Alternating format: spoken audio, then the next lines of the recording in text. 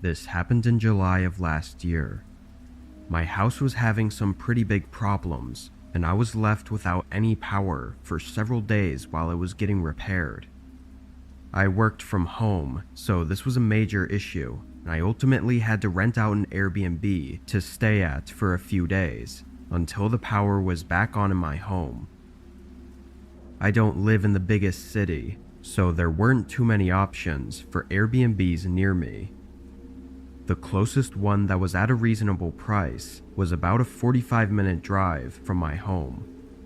It was in an even smaller and secluded area of the city, which was often referred to as not the best section to live in. I was only staying for a few days though, so the amount I was saving was worth it. When I arrived, I went right inside and basically straight to bed, exhausted from everything going on with my house. In the morning, I got up early and started setting up my laptop and workspace. Just before I had to start work though, there was a knock at the door. I debated whether or not to open it because it wasn't even my house, but thinking it might be the host or something, I went up and checked who it was. On the porch was a man, maybe early 30s, and covered in tattoos. He didn't look like an Airbnb host, or even like a salesperson. Unsure why he was here, and not really wanting to know, I figured I'd leave it. I walked away from the door and back to the desk, finishing getting ready and starting work. I had some meetings and a lot of work to catch up on from my absence the last few days. I don't think I left the desk until 8 p.m., and even then, I was considering going back to work after going out and picking up dinner. Only a couple minutes after I got back and started eating though, another knock came at the door. I immediately got up and went to check who it was, and I wasn't surprised to see it was that same guy from before. What could he possibly want from me this late in the day though? I was actually more bothered than I was concerned.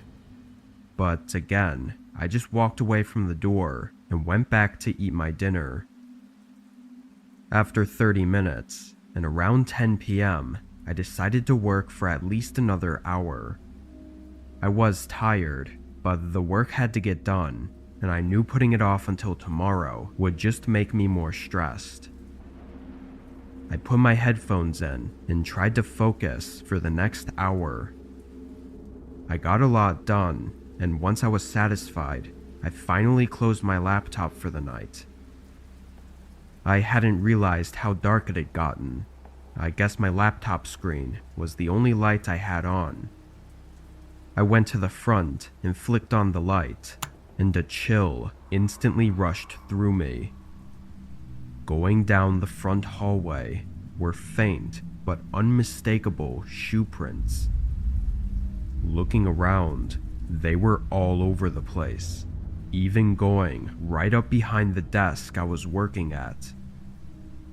Terrified, I slowly followed them down to the back door, which was cracked open. I don't even know how to describe what I was feeling. It was just pure horror.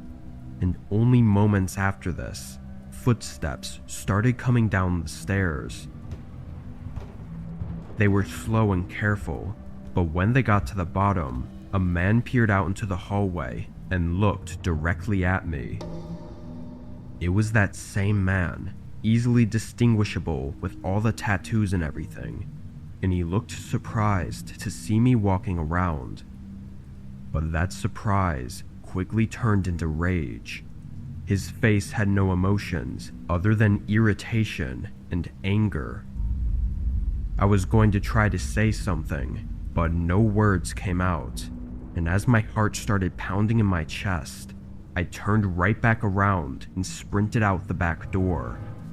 I ran through the backyard and into some trees far behind the houses. I sat behind a tree and pulled my phone out, starting to dial 911, but quickly closed it when I heard footsteps running toward me.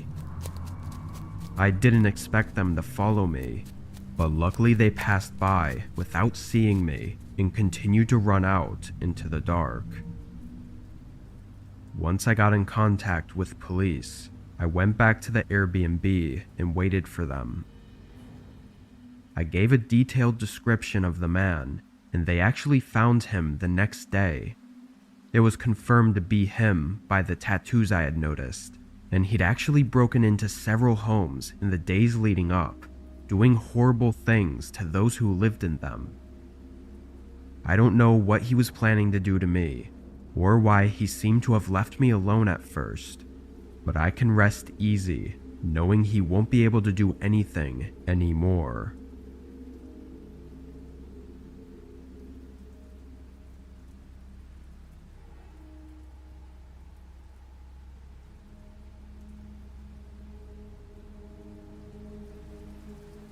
I was driving across the country for a kind of hectic trip.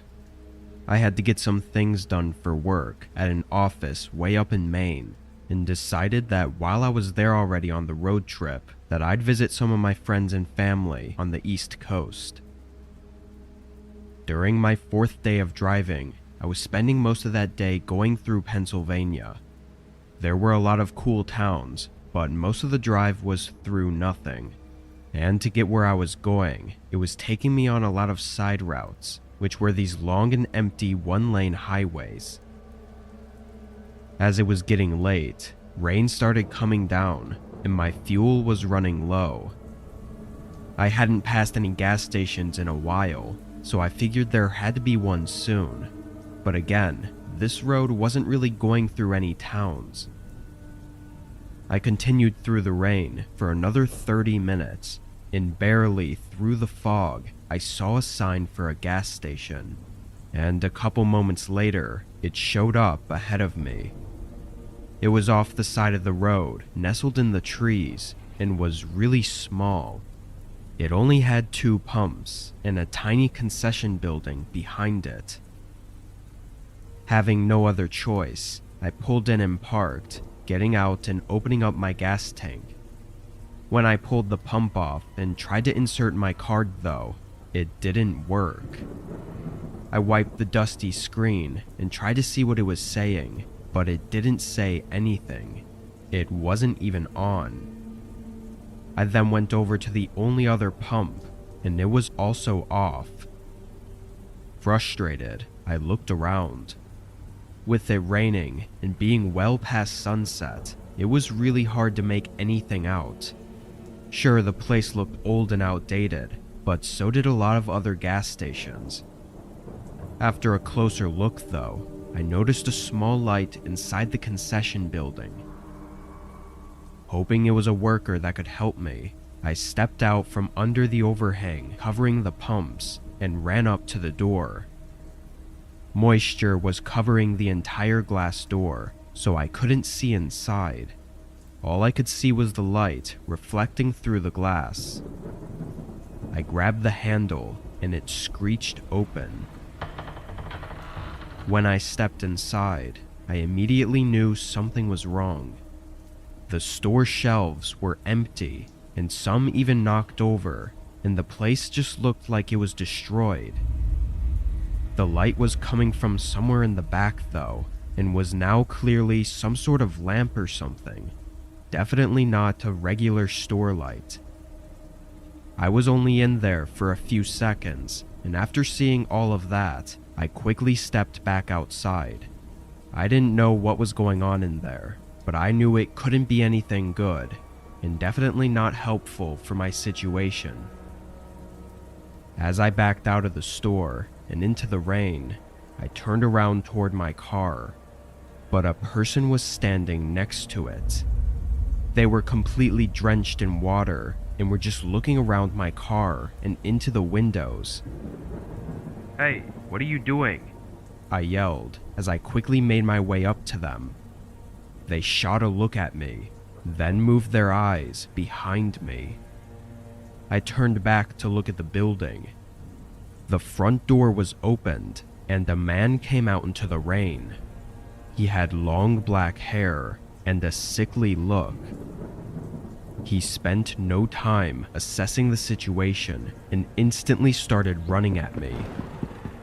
The other person by my car just backed away as I got inside, but the man running didn't slow down.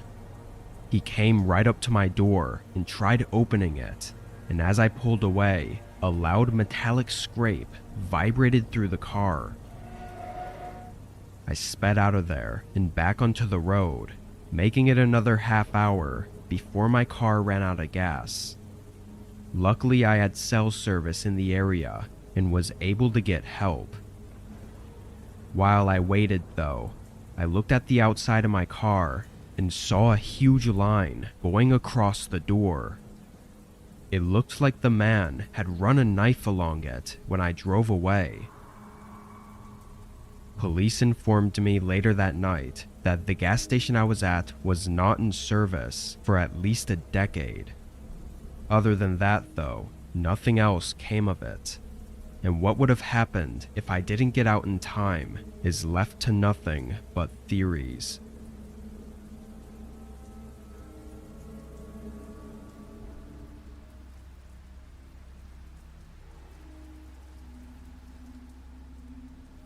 This was about 10 months ago now. I was spending a few days with my best friend from college in his hometown. I'll call him Chris for privacy. It was a really small town from what I was used to, but Chris was showing me around and we went to the bars and just hung out and had a good time. On my last night there, he mentioned a place he'd been wanting to explore for a while, but hadn't had anyone to go with. It was some abandoned house or town he knew of a few miles out in the woods. We used to go exploring and backpacking all the time in college, so it sounded like a pretty cool idea. Only 30 minutes after hearing about it, we were already trekking through a path in the woods.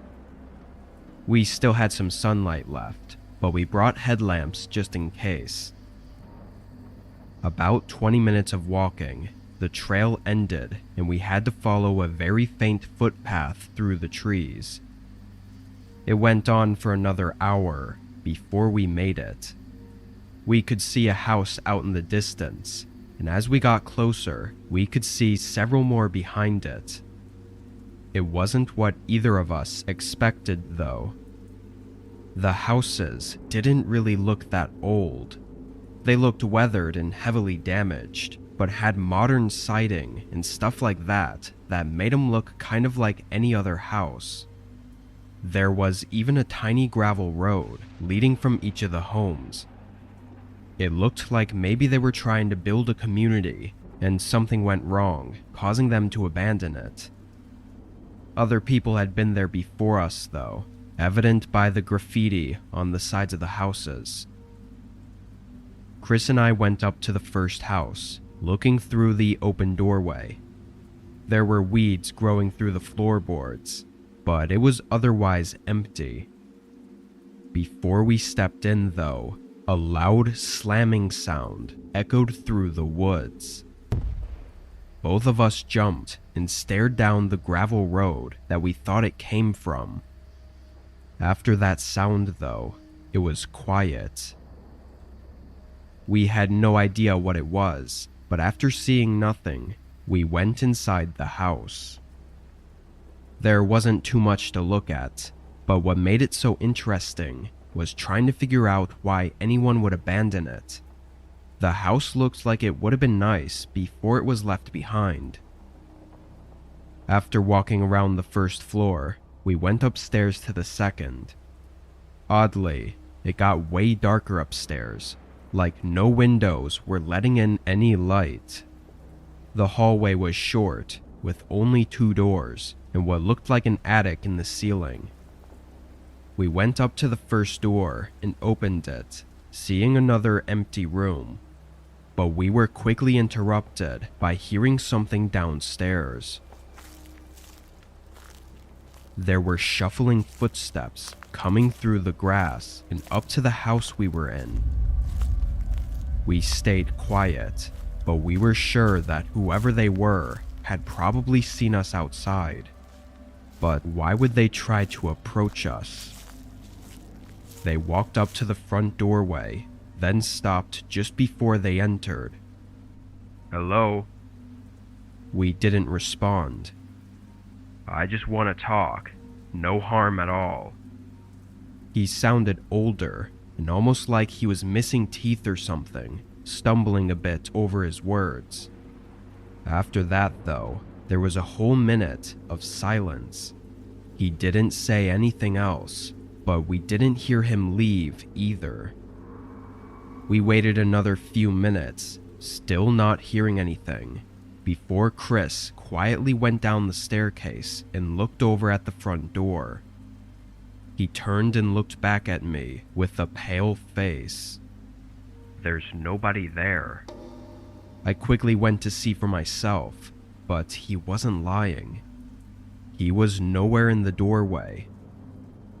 We carefully made our way down and over to the doorway. Looking out, there was one line of footprints in the grass coming from where the other houses were, but no footprints leaving. Both of us figured it out at the same time and bolted for the trees, knowing the guy must have been hiding inside the house somehow. We got out of the woods as fast as we could and went back to his place. Who that guy was and why he wanted to talk to us, we don't know. I'm sure if he'd found us, though, we probably wouldn't be here.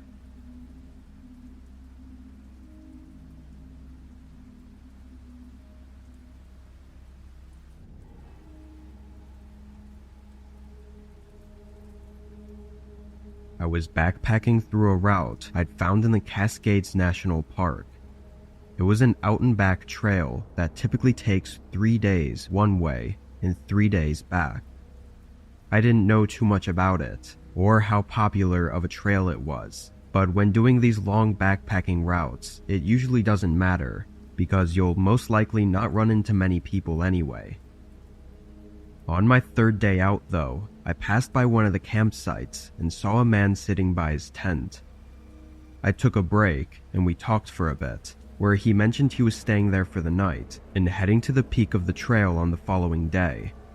I told him that that's where I was heading today and that I'll probably see him when he gets there. I left shortly after and got to what would be my campsite for the next 2 nights. The view was something I'd never experienced before and made for a great rest day and peak of the trail. For that whole day, nobody passed through, and when it came to night, I was still the only one camping there. I thought back to that guy I'd met at the campsite a day behind me, who said he'd be reaching this trail peak on this day. He never showed up, though. I thought he maybe decided to turn around for some reason, or just camp out for another day at the place he was already at. In the morning, I packed up and started back down the way I came, though I got a late start, so at the very least, I was hoping to make it to that same campsite the man was at. I was really sore for some reason too, which didn't help, and before I knew it, there was almost no daylight left. I put on my headlamp and continued on the trail, walking for another hour past sundown before I made it to the camp. The tent that the man had was still there, set up like he never left. Knowing his plans to continue hiking, and just knowing that staying at one camp for several days while backpacking is unusual, I called out, asking if he was okay. There was no response. I walked up a bit closer and said I just wanted to check in on him, but the flap on his tent was partially open and nobody was inside. I felt a lump in my throat, like my body knew something wasn't right. I stood and looked all around, not seeing a single sign of him anywhere, until I saw a glimmer in the distance. There was a faint light sitting still far out in the woods. I began walking up to it, going about 40 yards from the tents before I found the source. It was a headlamp laying on the ground like it had been accidentally left behind, and the light was so dim that it must have been nearly out of batteries. And it was just then that I noticed someone watching me. They were standing not too far, just 10 yards away, and clearly trying to not be seen. I knew in my gut that this wasn't the man from before, but I felt like I had to say or do something. Hello? Do you need help? They stood still and quiet. I'm sorry. I'll leave. I said shakily, then hurried back to the tent. Luckily, I hadn't unpacked anything yet, so I put my backpack on and started walking out of the campsite. As I did, the headlamp in the woods turned off. I got away and walked as far as I could, going another 3 miles to the next camp. I reported it as soon as I could as well, and unfortunately, it was just what I thought it was. The man that I had met was missing. There's almost no traces for them to follow, and out in the back country, it's nearly impossible to search for anyone. Who that person I saw out there was is likely the biggest unknown that could give us answers as to what happened, though it seems like most of us are aware of the most probable scenario that took place.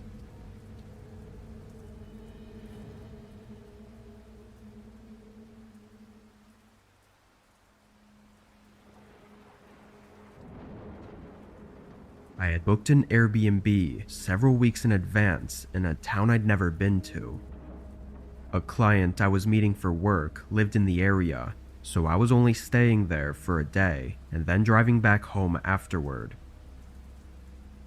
The drive was 3 hours, and when I pulled into the driveway and got out, the neighborhood it was in was very quiet.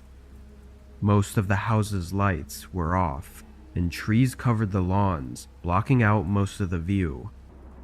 The only thing I really saw was a person walking down the road. They were far down, and nothing really looked off about it, but for some reason it just gave me a strange feeling. I went up and unlocked the door, going inside and situating myself. It was a very average house, nothing really special about it, but was great for what I needed it for. After making my rounds and checking the place out, I opened the front door to get my other bag from my car. As I stepped onto the porch though, I noticed someone standing in the road. It was the person I'd seen walking a few minutes ago, but they weren't walking anymore. They were just standing in the road and facing the Airbnb. As I started walking toward my car, they noticed me and started walking away. I kept my eye on them while I was out there, getting suspicious about whatever that was. They seemed to just keep walking though, continuing down the street. I went back inside and made sure it was all locked up, then opened the garage and pulled my car in, just to be safe. Throughout the next couple hours, I did a few checks outside to see if that guy was still walking around. I didn't see him anymore though, and having to get up early the next morning, I went to bed. I slept decently, waking up a few times during the night, but my alarm went off at 4 a.m. for me to finally get up. The sun was still down, so it was still dark outside, but I groggily sat up in my bed and right away saw a light coming under the bedroom door. I didn't remember leaving any lights on, though I thought I somehow must have just overlooked a kitchen light or something. I got out of bed and walked up to the door, but just before I opened it, I heard something on the other side. It sounded like something moving around at the end of the hallway. I opened the door, seeing it was the living room light that was on, which I immediately knew I definitely would have turned off. The sound continued though, as I walked down the hallway and looked into the living room. A guy was in the corner searching through one of my bags. He had a black hoodie and ripped up jeans, which was exactly what the person I saw walking around wearing. I only looked at them for a second before they turned around and faced me. He didn't look startled at all. It was almost like he was expecting me. He dropped the bag on the ground and yelled at me to stay where I was. He began making his way over, and I only had a split second to decide what to do. I turned and ran back to the room, slamming the door shut just before he caught up to me. He rammed into it and tried to kick the door down, then started messing with the lock on the other side. I thought quickly and opened a window, jumping out and running away. By the time I was able to get police there, the man wasn't in the house anymore. My bags were gone too, of course, and to make things more terrifying, the bedroom door was opened. He had picked the lock and gotten in, so if I had just stayed and hid in the bathroom or something, who knows what would have happened. Police seem to think there was more intent behind this man's actions, aside from just robbing me. So I pray he doesn't find me again.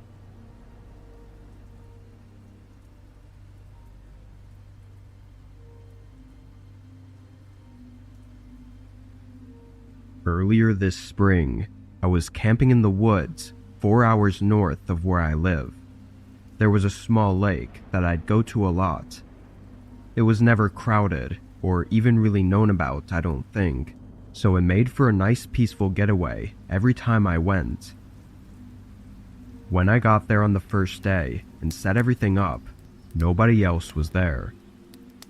The lake wasn't too big and was surrounded by a grassy beach with the woods around it, so I could see pretty much all around the lake. Not too long after I arrived, I saw a man come out of the woods on the other side and set up a tent. He looked like an average camper and was keeping to himself for the first little while. Before sundown, though, I saw him making his way around the lake and over toward my campsite. He had a friendly smile and introduced himself as William. He said he wasn't sure if I saw him set up camp or not, but he saw me across the lake and just wanted to say hi since we were both out in the middle of nowhere at a lake that nobody usually comes to. We talked for a while, and he was really cool actually. William was 26, which was around the same age as me, and we both liked this camping spot because of how secluded it was. After talking for 30 minutes, he went back to the other side of the lake as the sun was coming down. Not much else happened that night, but in the morning, we ended up talking and hanging out for most of the day. He shared a 6-pack of beers with me, and we sat on the beach and had some good casual conversations. When we went back to our tents at the end of the day, I was sitting by my small campfire and was really happy I'd met William. He seemed like the perfect buddy to go camping with, maybe some other time. As it got later though, I started getting ready to stomp out the fire and go to bed, when I saw William walking around the lake. His campfire had gone out a while ago, so I thought he was in his tent already, sleeping, but apparently not. He walked up to my campfire, and right away, something was different about him. "Hey, everything good, man?" I said. He smiled and was suddenly back to how he was before, but he said he came over to ask if I wanted to see a cool spot he found that had a great view. I said it was kind of late to be going out, but he assured me that the view was great because it was dark out. The way he was hyping it up made me feel like I couldn't not see it. And what would be the point in camping out in the woods if I just passed up the good views? I got up and followed him to the other side of the lake, then trailed behind him as he led us through the woods. There was no path or anything, so I pretty quickly knew that whatever spot this was, William had to have been there many times before to know the exact way without getting lost, especially out in the dark. We walked for maybe 15 minutes before William started slowing down. He pointed ahead and smiled like this was the view, but when I walked in front of him and looked out, there was a small structure. It was an old RV or camper that looked like it had been abandoned and succumbed to the elements for years. Moss grew all over it, and holes of rust covered the siding. I turned back to look at William, wondering what this was, but his face was now cold and empty. He looked like he was a different person. William, what is this? He didn't answer. Feeling a rush of fear, I started frantically looking around, and that's when I heard the rusty metal door swing open behind me. I only saw for a quick second as someone else came running out before I started sprinting away. I could hear both William and the other person following close behind, but I gave my every strength to keep going until I lost them. By then, I'd run so far into the woods that I had no idea where I was. I just kept walking and keeping my eyes on the trees until the sun came up. By the time I found my way back to the lake, I saw from the tree line that all of my camping gear was gone. It looked as if I was never even there. I stayed hidden and got back on the trail, making it back to my car. I made a report with the local police, but they never mentioned finding anything. I don't think they even really looked, to be honest. What was planned for me that night is horrifying to think about, but at least I got out before having to witness it firsthand.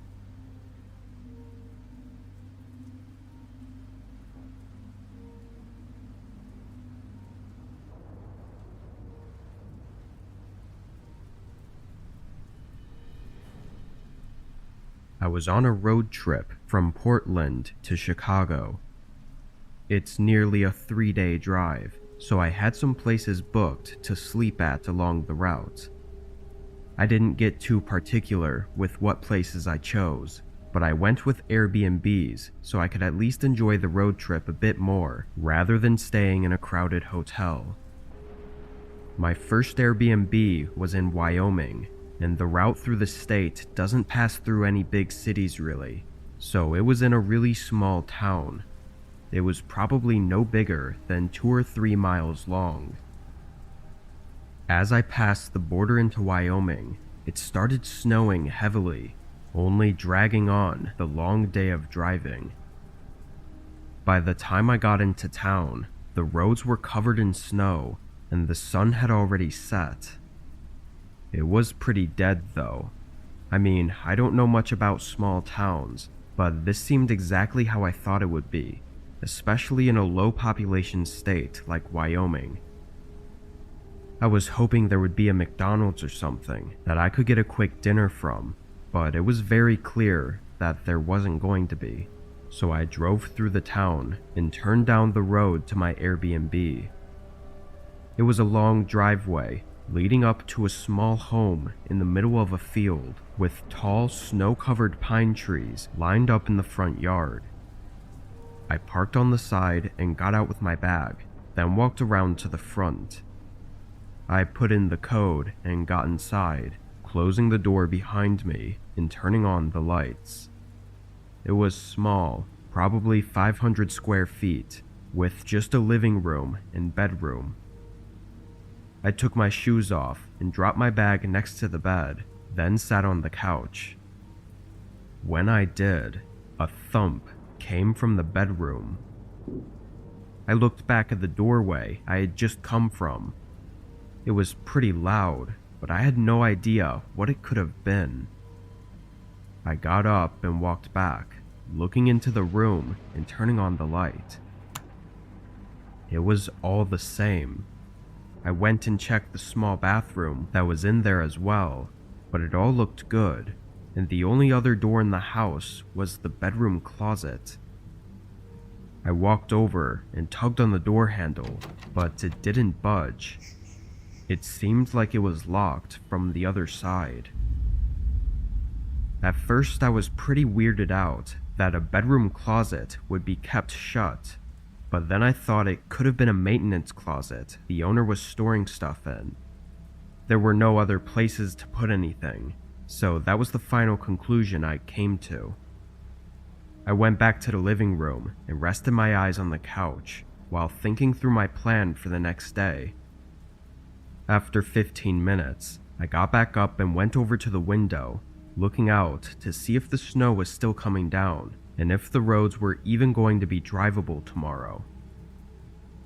It was eerily dark outside, with no lights from the town showing behind the tall pine trees, and it was still snowing heavily. I shut the blinds and turned back to the couch, but I saw a shadow move in the bedroom. It was slow and smooth, like the shadow to a door opening or closing. I started walking over, listening as I approached the doorway and looked inside the room. Everything was in place, and nothing looked to have caused the shadow I saw, but I knew I saw something move in there. I continued looking around until my eyes fell back on the closet. It was still closed, but something gave me an unsettling feeling about it. I stepped up and grabbed the handle, and it opened with ease. It wasn't locked anymore. But inside, there wasn't anything. It was just a small and empty walk-in closet. Before I could fully process everything and try to put the pieces together, I heard someone behind me. When I turned around, a large man was standing in the doorway to the bathroom. He looked beaten and tired, having scratches and cuts all over his face. And as I stared at him, he didn't even seem to care. He stepped into the bedroom and kneeled down, grabbing a dirty and worn duffel bag from under the bed. The man then stood back up and didn't even look at me as he slowly walked out of the room and out the front door. I ran up and saw him trailing through the snow until he was beyond the lights from the house. I tried to get police involved, but after giving my description, they really only talked to the Airbnb host. After leaving town, I didn't get any more information. I think it's most likely that he was just using the place to sleep or something, but the way he looked makes me second guess that. I just can't even think of what could have happened if I went right to bed that night, with the man hiding in the closet just inches away from me.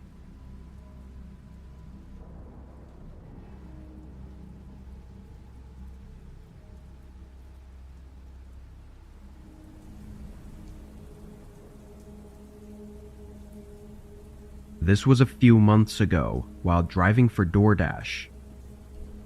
I only drive as a side gig, maybe 10 to 15 hours a week. This night I was only doing a couple orders since it was already late, and I had picked up a small order around 1 a.m. It was to be delivered to a business building somewhere across town, which was apparent by the address. This was a normal thing, usually for overnight workers or whatever. When I pulled into the parking lot, though, it was empty. No cars at all, and it didn't look like there was a parking lot behind the building either. I parked in a spot near the front and got out with the food. The place was definitely an office building of some kind and was smaller than most, being only 2 stories and not very wide. All the lights were off in the windows though, aside from one light behind the front door. I walked up to the door and checked the app, seeing it has specific drop-off instructions to enter the main hallway and leave the bag outside of room 232. I looked through the door in the building, seeing this hallway with a bunch of closed doors on either side. Delivering to specific rooms I'd only done at hotels, so this was kind of new for me. I tested the door, pushing on it, and it was unlocked, so I stepped inside. I expected to hear people working, moving around, or talking, but instead didn't hear anything. There wasn't a single sound in the whole building. It was just white noise from the overhead lights buzzing above me. As I passed the first few doors though, they were all numbers in the 100s, like 102 and 106. The room the instructions said to leave it at was in the 200s, so I assumed that meant it was on the second floor. In the middle of the hallway was the doorway leading to the staircase. It was held open with a wedge door stopper on the floor, but the lights weren't on. I stepped in and up to the bottom of the staircase, then looked up. The whole stairwell was pitch black. Not even any light was coming from above where the room was supposed to be for me to drop it off at. Again, I started to notice the eerie silence, and it sent a chill through me. I was always one to do whatever the instructions say, so I'd get good reviews, but this was the first time I told myself that this was too sketchy. I stepped out of the stairwell and back into the hallway, and just as I did, the door right across from me opened. The lights in that room were off, but a man emerged from behind the door and stepped into the hallway. He was wearing street clothes and just didn't look like an office worker at all. But he stood in front of me and pointed past me at the stairwell. 232 is up there. I nodded, but didn't move, and neither did he.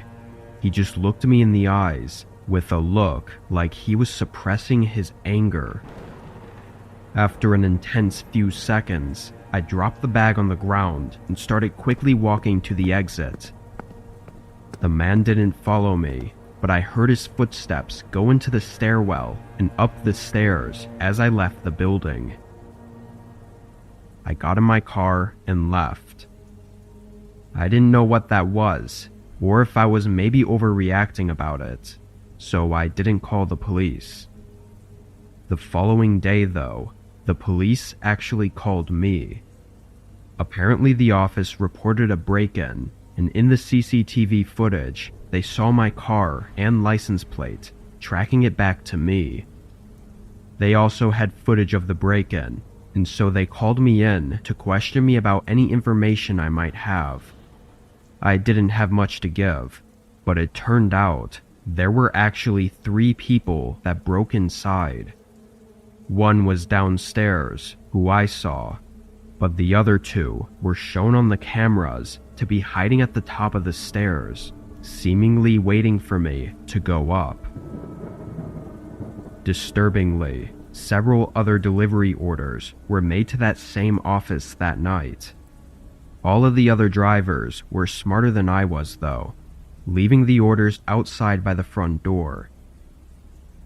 What would have taken place in that office had any of us gone up to the second floor is unknown, but hopefully police can find the 3 men before anyone falls victim to it.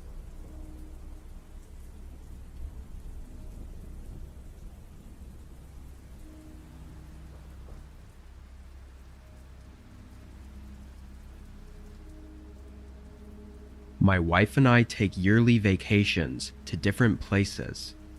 It's our way of taking a break from regular everyday life, as well as getting to spend some quality time together.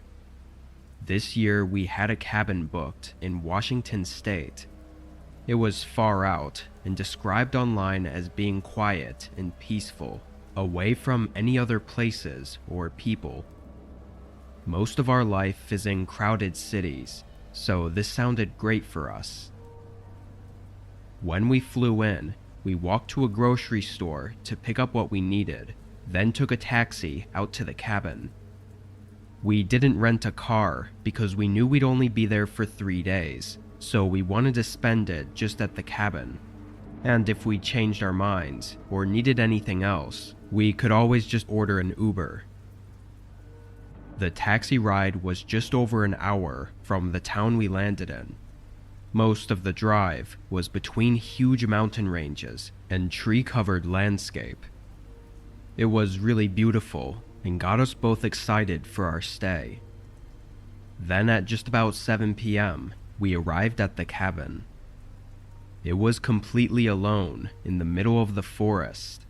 Even the driveway leading to it wasn't much more than some tire tracks in the dirt. We got out and paid the taxi, then brought our stuff inside. The cabin itself was small. There was the main floor that had the kitchen and living room, with a ladder leading up to a loft area that had the bed in it. The bed area on the loft was short though. You literally had to crawl into the bed, kind of like one you'd see in a tiny home. Anyway, we unpacked the groceries and made a very quick dinner since we were tired from the flight. Then we opened a bottle of wine to settle in for the night. We lit up the fireplace and chatted about how we were looking forward to the next few days. It was around 11 p.m. at this point, and as we talked, we both suddenly heard something outside. Someone was walking in the grass near the cabin. It was loud, too, like they were really close. My wife looked nervous, so I tried to put a brave face on and told her it was fine. I got up and looked out the window. It wasn't until then that I realized how dark it had gotten outside. I looked around, seeing nothing but large trees everywhere and pitch-black darkness around them. I told her I didn't see anyone, then went over to the front door and opened it, stepping onto the porch and turning on the outdoor lights. All I could really see out there was a small portion of the driveway, but I didn't see anyone there either. The forest was very calm and quiet, too, so if they were still walking around, I felt like I would have been able to hear them. I went back inside and asked my wife if she heard the footsteps anymore, but she said the sound didn't seem to fade out. It just stopped suddenly from somewhere behind the cabin. My brave act was starting to fall through, and I told her to go up to the loft and stay quiet while I figured out what was going on. I went around and checked all the windows again, not seeing anything, so I went back to the front door. I was preparing myself to go back outside when a sudden thump shook the cabin. I looked up at my wife, who was looking up at the ceiling. Someone was on the roof of the cabin. I stayed inside and called the police, going over lengthy directions on how to get to the cabin we were at. Over the course of the hour that we had to wait, we could occasionally hear a few footsteps walking across the top of the cabin. About 45 minutes into the wait, though, we heard their boots hit the ground, followed by them calmly walking away. I looked out the window once more, seeing their outline disappearing into the forest. Police took our report and gave us a ride into town, where we spent the rest of our vacation. What that person was doing, miles away from civilization, in the middle of a forest, is terrifying. Seeing as they were likely waiting for us to either go to bed or go outside, we're just thankful that we got out of there before something else could have happened.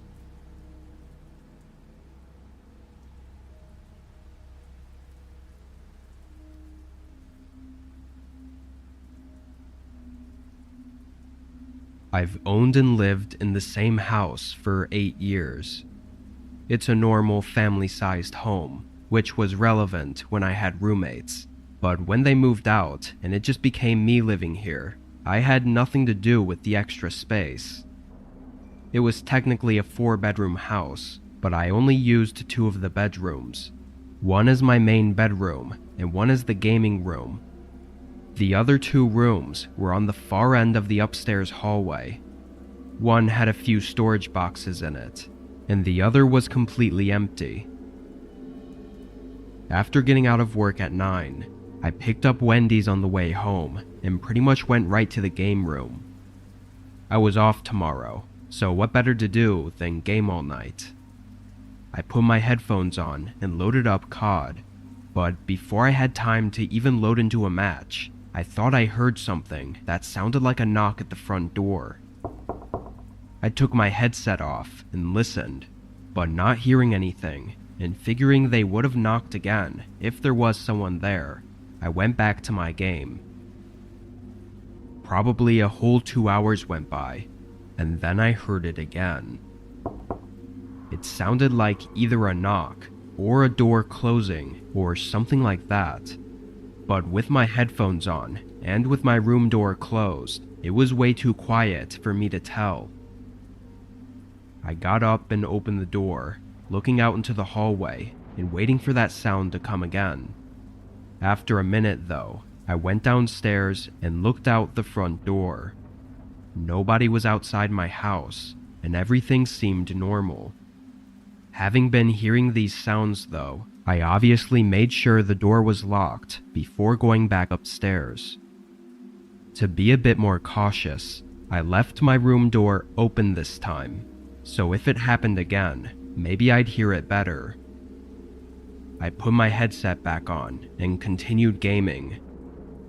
I played through a whole round, so like 20-ish minutes. As the game ended and I leaned back in my chair, a figure rushed past the open doorway just off to the side of my view. I immediately threw my headphones off and jumped from my chair. Horrified and unsure what to do, I just stared at the doorway. I didn't get the courage to finally move for several minutes. When I looked into the hallway though, and eventually the rest of the house, nobody was there. But the front door was unlocked again. When police came and investigated, it was clear that the person had been hiding and very likely living in the empty room. I hadn't been in there for weeks, or maybe even months, so all this time, they could have been just on the other side of the wall from me, and I had no idea. It's really scary to think about, especially if I'd happened to confront him. There's no saying what he would have done.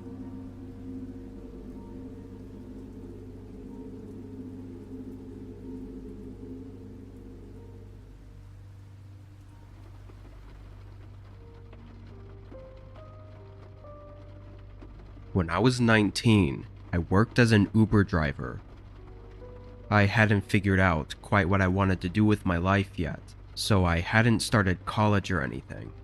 I was just doing Uber to pay my bills until I could figure it all out. This night, I was driving from 7 p.m. to 3 a.m., or that's what I was planning to do. Most other drivers weren't working around those times, and I was always more of a night person, so this was just when I liked to work. Around 11, I picked up a lady from a bar and drove 35 minutes away to drop her off at home. It was pretty much at the edge of the city, in a much more secluded and quiet area. After that, another pickup request came through from somewhere 10 minutes away. I was reluctant to accept it, because the drop-off location wasn't back toward the city, but instead further out. I still ended up accepting it, and just hoped that the next person would be going towards the city, where there would likely be more work. I pulled onto the road and started driving to the pickup spot. The road to get there was through a bunch of farmland and not much else. It It was pretty empty of any other cars, too. Once I got to the last turn, it was down a thin dirt road going between a field of tall grass or wheat. At the end, I could see a farmhouse on top of a small hill. That was the location that the app said they were at. I pulled up and parked in the open grass just in front of the house. The lights were off and nobody was outside. After a few seconds, I lightly honked to let them know I was here. I had my windows rolled down, and the crops blowing around in the wind was really loud. I only say that because a sudden tap on the passenger door startled me. I hadn't thought to look back at the road I just came from, because I obviously assumed he would be coming from the house. The man leaned his head through the open window and looked at me. There was a strange moment as he held a straight face and said nothing before I spoke, asking if he was the one who ordered the Uber. His eyes moved to the back seat, looking around before he nodded and looked back at me. "Can you help me carry something out to the car?" Technically being at work, my reactive answer was sure, and assuming it was just some luggage or something. But I quickly regret answering without thinking about it. He began walking toward the house, so I got out of the car and followed loosely behind him. Once he got up to the porch, he opened the door and somewhat rushed inside without even looking back at me. As I matched his pace and got onto the porch, the wide open door showed an empty hallway with still no lights turned on, and the man was nowhere to be seen. I couldn't even hear any footsteps of him walking around. Standing there, an eerie feeling loomed over me. "Sir?" I called out. The house remained quiet, with no response or movement from inside. Past the doorway, it quickly fell to nearly pitch black, and with it being eerily quiet, there was no way I was going in there. I turned and ran back to my car, then drove back through the field and down to the main road, canceling the Uber. My biggest regret from that night was not saying anything. I thought since nothing happened, I had no good reason to notify the police, but every time I think back on it, there seems to be less of a chance that it wasn't something horrible. I even looked up some information on the farmhouse about a month after this happened, and all I could find was that it was last sold in the 1960s. So the man I saw almost definitely wasn't the owner. He probably didn't even live there. What was waiting for me inside that house, had I followed him in, is something I'll never know for sure.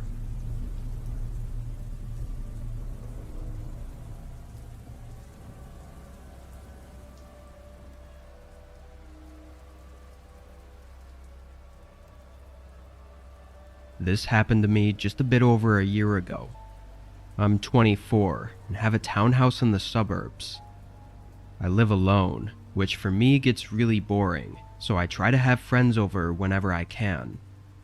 My closest friends come a couple times a week, and sometimes even sleep over to escape their parents' houses. I didn't have any plans this night, but I had plans for the next day with my friend Sarah, who was supposed to be coming over to have a movie night. So I really was just trying to get this night over with and looking forward to the next day. I went to bed early, like 9:15. In the middle of the night, I woke up. I looked at my nightstand and saw it was 2 a.m., but the way I woke up was odd. My heart was pounding for some reason, and my brain was very alert and aware, like something was happening. I thought maybe I had just woken up from a nightmare or something, until I heard a click from downstairs. I sat up. A door slowly screeched open, and I could hear someone's footsteps entering my home. Although terrified, I thought this had to be Sarah or one of my other friends, as they all had keys to my house in case they needed somewhere to stay. I got up from my bed and walked over to the door, opening it and stepping into the hallway. "Sarah?" No one responded.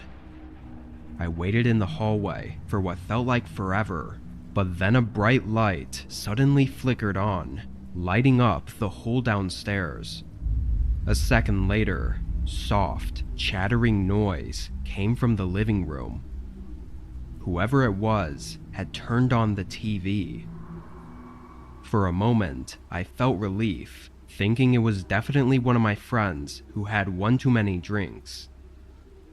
I went down the stairs and into the living room, and felt my whole body turn ice cold in an instant. Some random man was sitting on my couch, looking at the TV screen. He looked maybe 50 years old, with patchy, long black hair and dirty clothes. As I stared at him in fear, he glanced over at me and showed a crooked smile, then waved his hand as if to invite me over to the couch. I turned around and sprinted right out the front door. I banged on my neighbor's door until they let me in and called the police.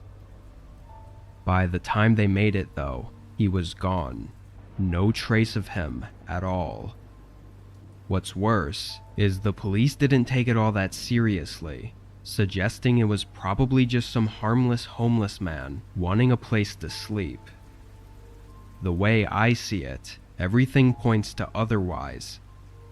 He picked the lock on my door, sat on my couch, and turned on the TV.